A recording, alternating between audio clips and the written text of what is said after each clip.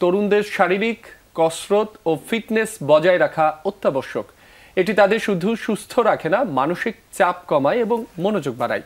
নিয়মিত ব্যায়াম তাদের কর্মদক্ষতা বাড়িয়ে একটি সক্রিয় জীবনধারা গঠনে সাহায্য করে। আমরা জানি যে বর্তমান সময়ে ছেলে এবং মেয়ে উভয়ই গ্রাম্য পরিবেশ থেকে শহরি পরিবেশটাকে বেশি আপন করে নিয়েছে, যার কারণে তাদের শারীরিক যে কর্মক্ষমতা এটা দিন দিন হ্রাস পাচ্ছে। সো এই জিনিসটা যদি কমে আসে তাহলে দেখা যাবে দিন দিন মানুষ আরও দুর্বল হয়ে পড়বে।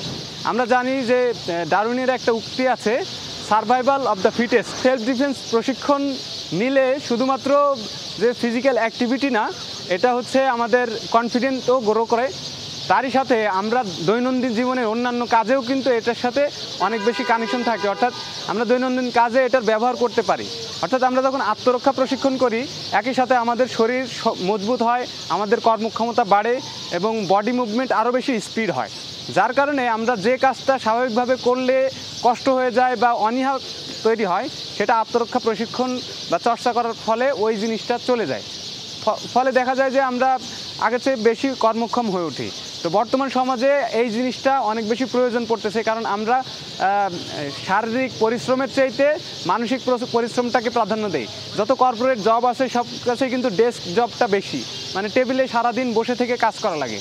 তখন দেখা যায় আমাদের শরীরের অর্গানগুলো অতটা বেশি ব্যবহৃত হয় না। এর ফলে যেটা হয়, যেমন যে অর্গানটা ব্যবহৃত হচ্ছে না ওইটা আস্তে আস্তে দুর্বল হয়ে পড়তেছে, একটা নির্দিষ্ট সময় পর অচল হয়ে যাচ্ছে।